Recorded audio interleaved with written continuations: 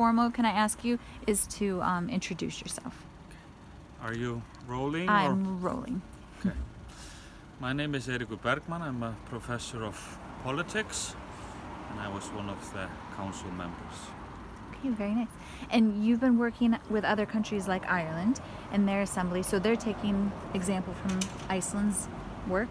And so when you hear about that, what is one of the main things you think about to advise people on, like your takeaway from your own work?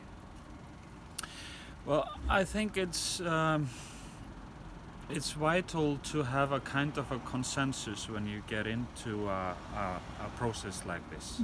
You have to have a political commitment from those that are trusted with ratifying the thing you're supposed to be deliberating on.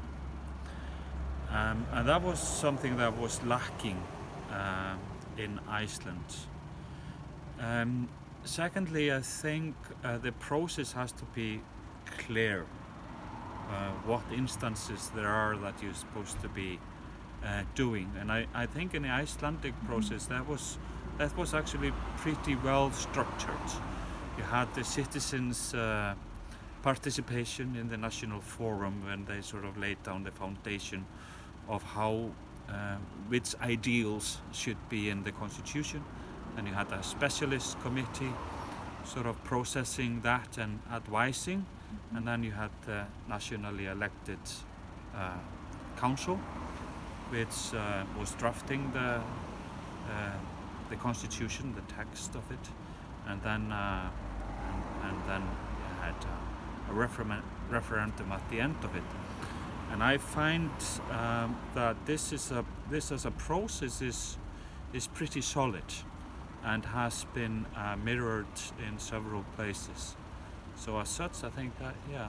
I like that. So it's not one component of the No. process. It's not just the drafting. It's the whole thing. And also for a deliberative work like this to actually work, is you need people to get a bit sort of distant from what they're doing, sort of get rid of their own personality and sort of your own holdings on things. This is in the end a collective work.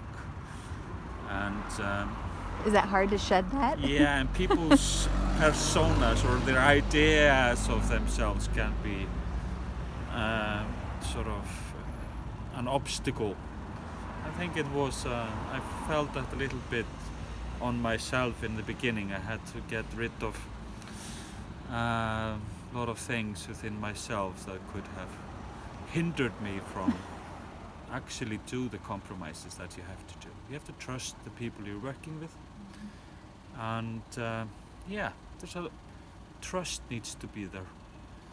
There were members in the council who are very far from my beliefs, very far, and people that I thought in the beginning I would have nothing in common with. I wouldn't be able to have a civil conversation with some of them.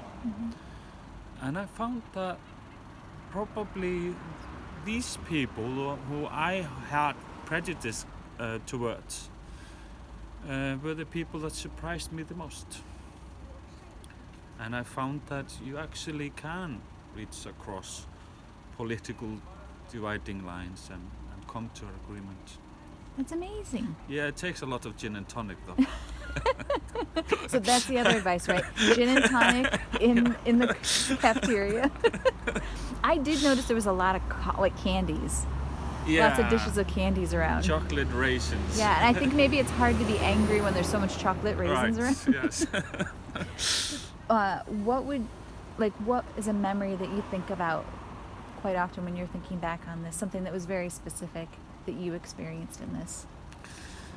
There were a lot of moments I felt. I mean, you also have to understand that this was a particular time in the history of Iceland.